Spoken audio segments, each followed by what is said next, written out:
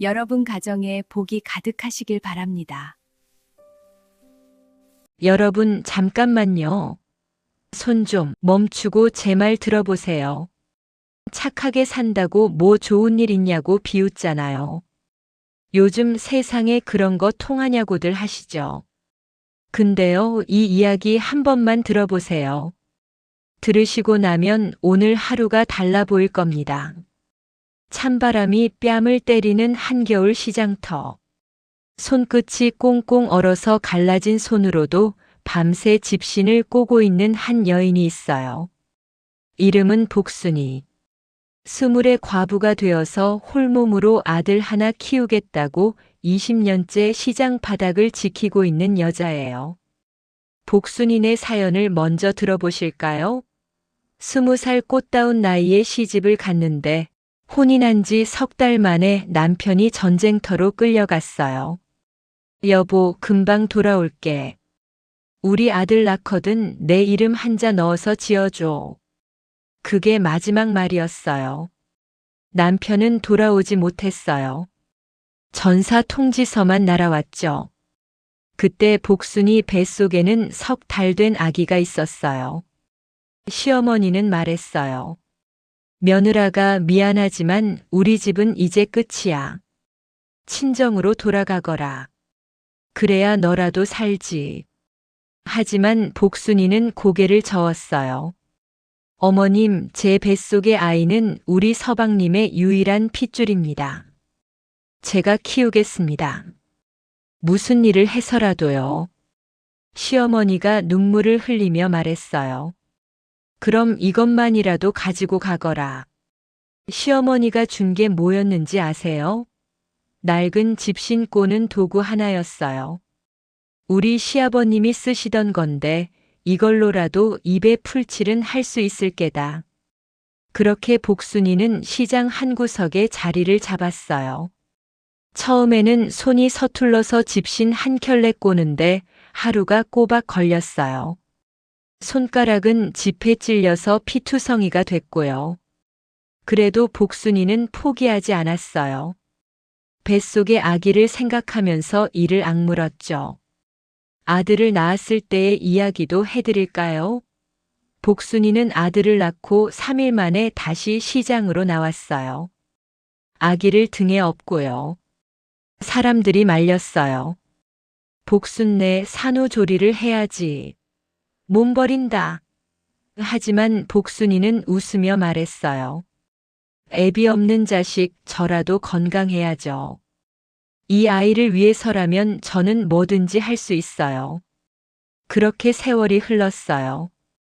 아들 동수는 무럭무럭 자랐어요. 복순이가 신기했던 건 아들이 책을 너무 좋아한다는 거였어요. 글을 가르쳐 준 적도 없는데 어디서 주워들었는지 혼자 글을 깨쳤어요. 어느 날 동네 서당 훈장님이 찾아왔어요. 복순네, 당신 아들 머리가 보통이 아니오. 제대로 공부만 시키면 과거에 급제할 제목이요. 우리 서당에 보내시오.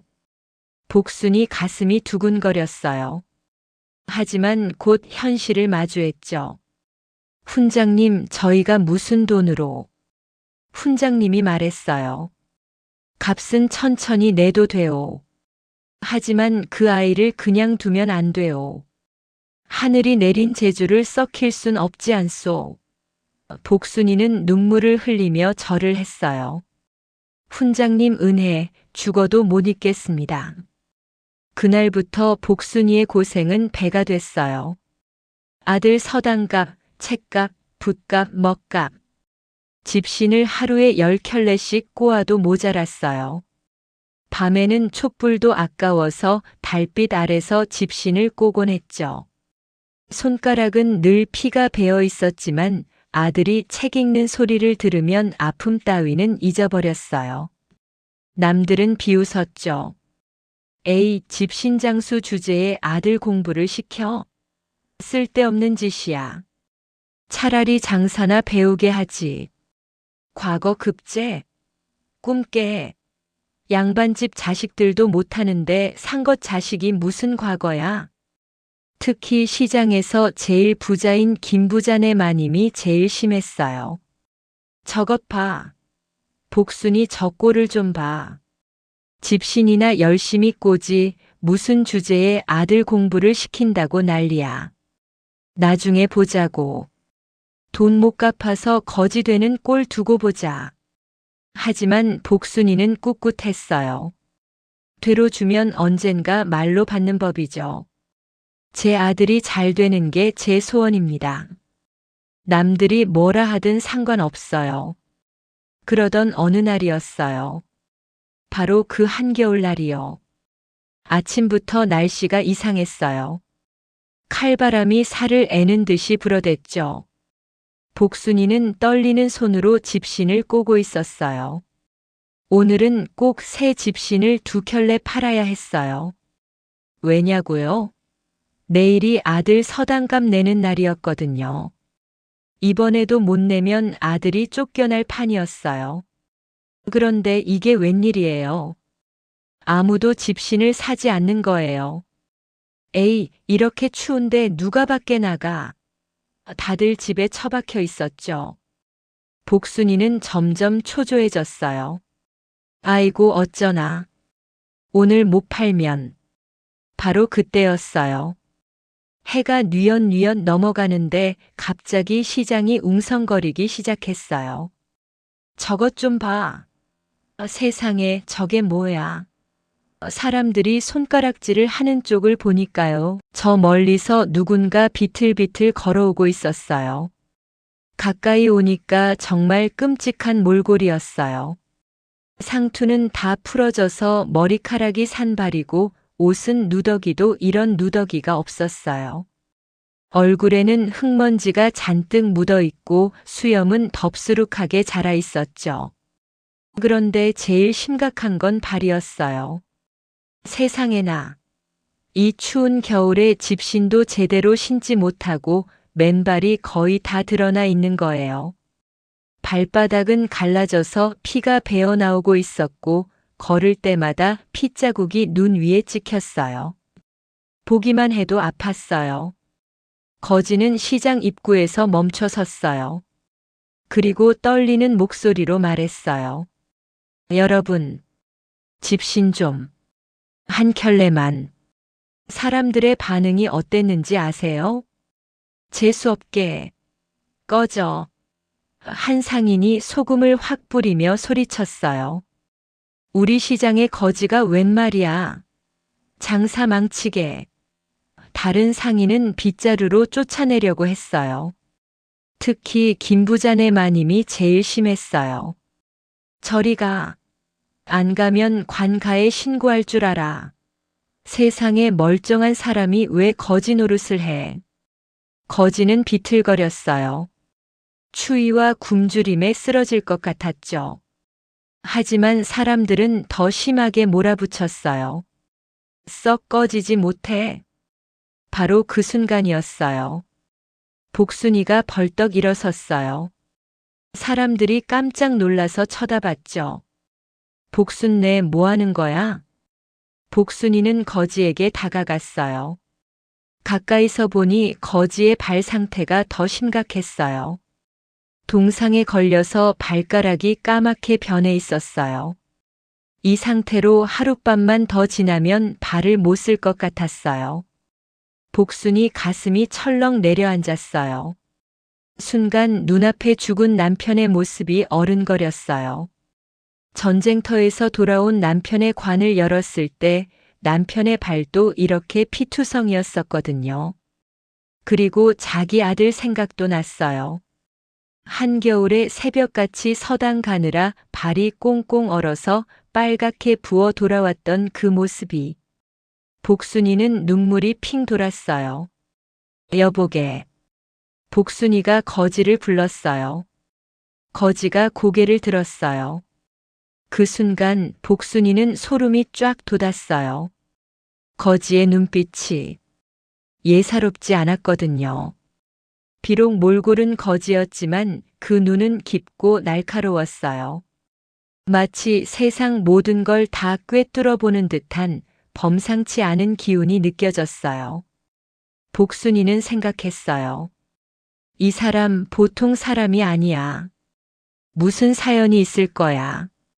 하지만 그런 건 중요하지 않았어요. 지금 이 사람은 도움이 필요한 사람이었으니까요. 복순이가 자리로 돌아가서 오늘 하루 종일 정성 들여 만든 새 집신 한 켤레를 들었어요. 이건 제일 비싸게 팔려고 따로 빼놨던 특별한 집신이었어요. 짚을 가장 곱게 골라서 정성스럽게 꼬았던 복순이 일생일대의 작품이었죠. 이걸 팔면 아들 방값이랑 쌀 한 마를 살 수 있었어요. 시장 사람들이 수군거렸어요. 저 미친 여자 봐. 복순네 정신 차려. 그거 팔면 돈이 얼만데. 김부자네 마님이 비아냥거렸어요. 어머나 복순네가 드디어 미쳤나 봐. 자기 아들 방값도 못 내면서 거지한테 집신을 준다니. 저러다 진짜 거지 되겠네. 하지만 복순이는 아랑곳하지 않았어요. 거지 앞에 무릎을 꿇고 조심스럽게 그 새 집신을 내밀었어요. 여보게, 이거 신어보게. 오늘 아침에 막 꼬아서 새 거야. 따뜻할 거야.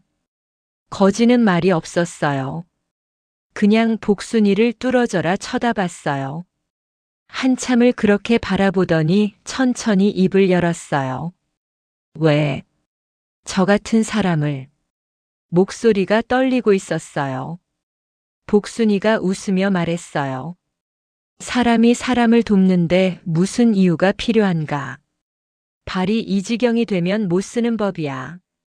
어서 신어보게. 복순이는 거지의 헌 집신을 벗기고 새 집신을 신겨줬어요. 거지의 발에서 피가 배어나왔지만 복순이는 개의치 않았어요. 자기 치맛자락으로 조심스럽게 피를 닦아주기까지 했죠. 그리고는 품속을 뒤적였어요. 보자기에 싸둔 주먹밥 하나를 꺼냈어요. 복순이는 아침부터 굶고 있었어요. 집신 8돈으로 저녁에 국밥 한 그릇 사 먹으려고 했었죠. 이 주먹밥은 원래 집에서 공부하고 있을 아들한테 가져다 주려고 아껴뒀던 거예요. 하지만 복순이는 망설이지 않았어요. 이것도 가지고 가게. 거지 손에 주먹밥을 쥐어줬어요. 거지의 눈에서 눈물이 주르륵 흘러내렸어요. 이 은혜를 평생 잊지 않겠습니다. 복순이는 손을 저었어요. 무슨 은혜가 아니네. 사람 사는 게 다 그런 거지. 어서 가보게. 날 어두워지기 전에 어디든 따뜻한 곳을 찾아가게. 거지는 집신을 신고 일어섰어요. 새 집신 덕분에 발이 한결 편해 보였어요. 주먹밥을 한 입 크게 베어 물더니 눈을 감았어요. 목이 메는 듯 했어요. 어머니, 성함이 어떻게 되십니까? 복순이라고 하네. 시장 사람들은 다 알지. 거지는 복순이를 깊이 바라봤어요. 그 눈빛에는 뭔가 다짐 같은 게 담겨 있었어요. 복순 어머니, 이 은혜 반드시 갚겠습니다. 그리고는 어둠 속으로 사라졌어요. 마치 연기처럼요. 시장이 난리가 났어요. 사람들이 복순이를 에워쌌어요. 복순내 미쳤어. 그거 팔면 돈이 얼만데. 거지한테 그걸 줘?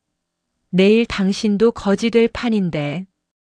김부자네 마님이 제일 심하게 비웃었어요.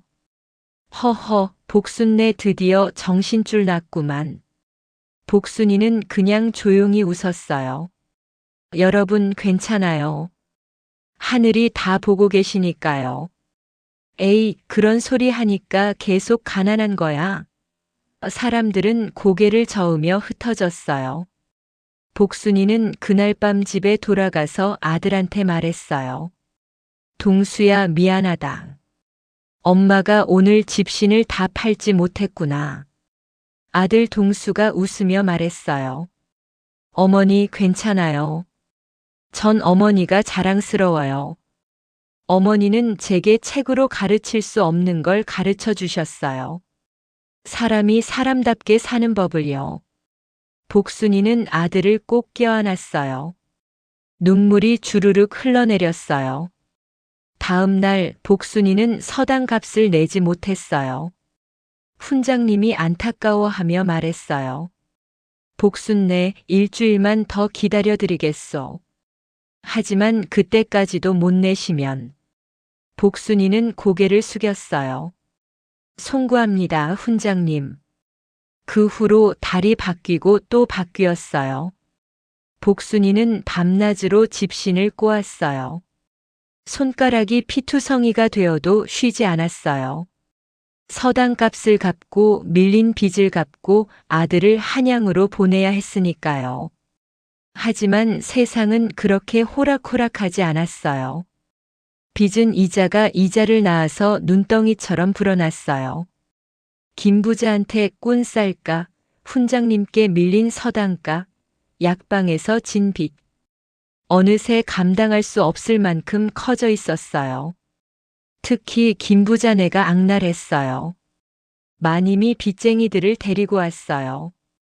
복순네, 오늘까지다. 돈 못 갚으면 이 집 불태워버릴 줄 알아. 그리고 당신 아들 노비 문서 쓸 각오나 해.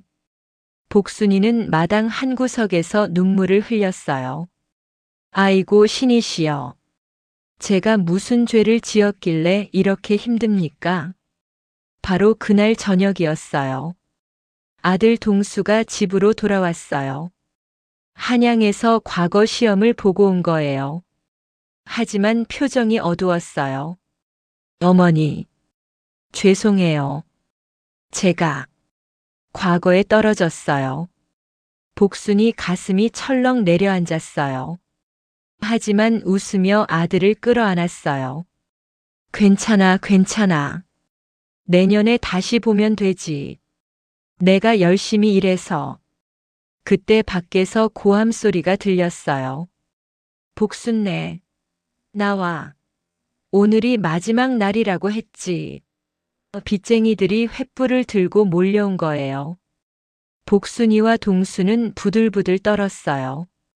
이제 정말 끝인 것 같았어요. 바로 그 순간 마을 어귀에서 갑자기 나팔 소리가 울려 퍼졌어요. 띠리리리리. 그리고 우렁찬 목소리가 들렸어요. 물렀거라. 암행어사 출도야. 임금님의 밀명을 받들어 이곳에 왔노라. 세상에. 마을이 발칵 뒤집혔어요. 사람들은 혼비백산에서 엎드렸어요.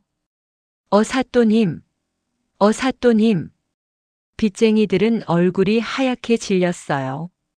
악덕 김 부자는 바들바들 떨며 도망가려다 포졸들한테 붙잡혔어요. 화려한 행차가 마을로 들어왔어요. 푸른 관복을 입은 암행어사가 말 위에 당당히 앉아 있었어요. 마패를 높이 들고 있었죠.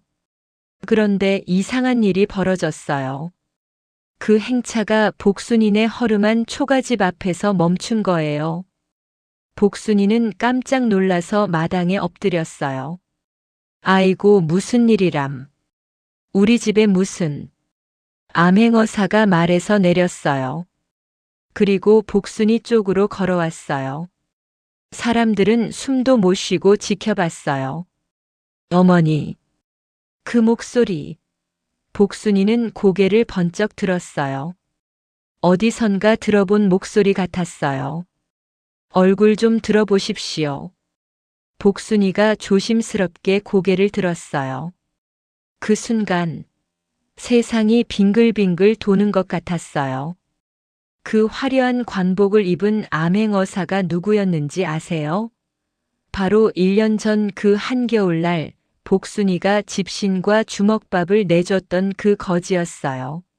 수염을 깎고 머리를 단정하게 빗었지만 그 날카롭고 깊은 눈빛은 똑같았어요. 복순이는 눈이 휘둥그레졌어요.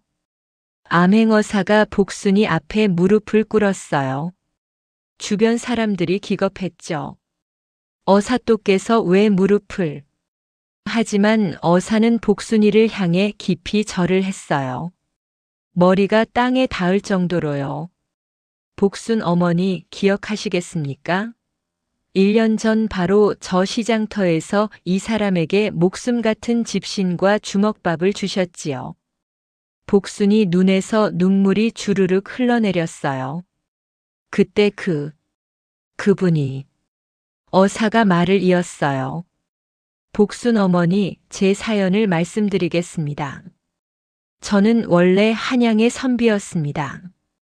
임금님께서 저에게 밀명을 내리셨죠.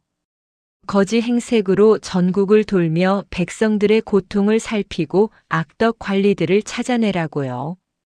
사람들은 숨죽이며 들었어요. 1년 전 그날 저는 사경을 헤매고 있었습니다. 발은 동상에 걸려 움직일 수조차 없었고 사흘을 굶어 정신이 아득했습니다. 그때 어머니께서 나타나셨습니다. 모든 사람이 저를 외면하고 쫓아낼 때 어머니만이 저를 사람으로 대해주셨습니다. 복순이는 눈물을 닦았어요. 제가 한 게 뭐? 어머니. 어사의 목소리에 힘이 실렸어요. 어머니가 주신 그 집신 덕분에 저는 다음 마을까지 걸어갈 수 있었습니다. 그리고 거기서 커다란 비리를 발견했습니다. 탐관 오리들이 백성들을 수탈하고 있었습니다. 만약 어머니의 집신이 없었다면 저는 그곳까지 가지 못했을 것이고 수많은 백성이 계속 고통받았을 겁니다. 어사는 품에서 여러 장의 문서를 꺼냈어요. 어머니의 그 선행 덕분에 저는 임금님께 모든 것을 아뢰었고 악덕 관리들을 모두 처벌할 수 있었습니다. 그 공로로 임금님께서 저를 암행어사로 임명하셨습니다. 어머니의 그 작은 친절이 수천 명의 백성을 구했습니다. 복순이는 믿기지 않는다는 표정이었어요. 어사가 계속 말했어요. 그리고 어머니, 또 하나 말씀드릴 게 있습니다. 어사가 복순이 아들 동수를 바라봤어요. 어머니, 저는 한양으로 가는 길에 과거 시험장 앞에서 한 청년을 만났습니다. 초라한 옷차림이었지만 눈빛만은 빛나는 청년이었죠. 책을 읽는 모습이 너무도 진지해서 말을 걸었습니다. 동수가 화들짝 놀라며 어사를 바라봤어요. 당신이. 그때 그 양반이. 어사가 고개를 끄덕였어요. 그렇습니다. 저는 당신의 재능을 한눈에 알아봤습니다. 그래서 제 스승님을 소개해드렸죠. 성균관의 대학자이신 분입니다. 복순이가 놀라서 물었어요. 그럼 우리 동수가. 어머니, 좋은 소식이 있습니다. 어사가 또 다른 서찰을 꺼냈어요. 첫 번째 시험에서는 떨어졌지만 스승님께서 특별히 추천서를 써주셔서 두 번째 기회를 주셨습니다. 그리고 어사가 서찰을 펼쳤어요. 장원급제를 했습니다. 마을이 떠나갈 듯한 환호성이 터져나왔어요. 복순이는 그 자리에 주저앉아 목 놓아 울기 시작했어요. 우리 동수가 장원급제를. 동수도 어머니를 끌어안고 울었어요. 어머니. 어사가 포졸들을 향해 손짓했어요. 저 악당들을 끌어내라. 포졸들이 김부자 내외와 빚쟁이들을 끌고 왔어요. 그들은 바들바들 떨고 있었어요. 이놈들. 어사의 목소리가 우렁찼어요. 가난한 백성들에게서 터무니없는 이자를 받아먹고 땅과 집을 빼앗고 사람을 노비로 만들려 한 죄. 얼마나 많은 사람이 너희 때문에 고통받았는가. 김부자가 바닥에 엎드려 빌었어요. 사또님, 살려주십시오. 다시는 안 그러겠습니다. 늦었다. 모두 잡아들여 관가로 보내라. 악당들은 포승줄에 묶여 끌려갔어요. 마을 사람들은 통쾌해하며 박수를 쳤어요. 어사가 복순이에게 큰 보따리를 내밀었어요. 어머니, 이것은 임금님께서 어머니의 선행을 듣고 직접 하사하신 것입니다. 보따리를 열어보니 세상에 금은 보화가 가득했어요. 은자만 수백 냥이 넘었어요. 그리고 이것은 어사가 또 다른 문서를 내밀었어요. 어머니께 집과 땅을 하사합니다. 평생 편히 사실 수 있을 만큼의 재산입니다. 복순이는 떨리는 손으로 문서를 받았어요. 어사가 복순이 손을 꼭 잡았어요. 어머니께서 베푸신 작은 친절이 이렇게 큰 복이 되어 돌아왔습니다. 마을 사람들은 모두 복순이를 우러러봤어요. 전에 복순이를 비웃었던 사람들은 얼굴이 화끈거렸죠. 내가 복순네한테 뭐라 했더라. 에이고 부끄럽네. 역시 착하게 살아야 하는구나. 복순이는 그날부터 큰 기와집에서 아들과 함께 행복하게 살게 되었어요. 아들 동수는 백성들을 위해 일했고요. 하지만요, 여러분. 정말 감동적인 건 이거예요. 복순이는 그 뒤로도 집신 꼬는 일을 멈추지 않았어요. 부자가 됐는데도요. 어느 날 아들이 물었어요. 어머니, 이제 그만하셔도 되는데 왜 계속 집신을 꼬세요? 복순이가 웃으며 말했어요. 동수야, 이제는 돈 받을 필요가 없으니 더 좋구나. 길 가는 가난한 사람들, 힘든 나그네들에게 이 집신을 나눠주마. 내가 받은 복을 이제 다른 사람들과 나누고 싶구나. 이것이 진짜 행복이란다. 복순이는 날마다 새 집신을 꼬아서 시장에 내놓았어요. 하지만 팔지 않았어요. 그냥 나눠줬어요. 가난한 사람, 힘든 사람, 도움이 필요한 사람이면 누구에게나요. 그래서 사람들은 복순이가 꼬는 집신을 희망의 집신이라고 불렀어요. 그 집신을 신으면 복이 온다고 믿었거든요. 그리고 정말로 복순이에게서 집신을 받은 사람들은 하나같이 좋은 일이 생겼다고 해요. 복순이는 말했답니다. 되로 주면 언젠가 말로 받는 법이에요. 하지만 그게 꼭 나한테 올 필요는 없어요. 내가 도운 사람이 행복해지는 것, 그것만으로도 충분해요. 그게 진짜 복이에요. 여러분, 세상이 아무리 팍팍하고 내 코가 석자라고 해도 우리가 베푼 작은 친절 하나가 언젠가는 상상도 못할 큰 복이 되어 돌아온다는 거 잊지 마세요.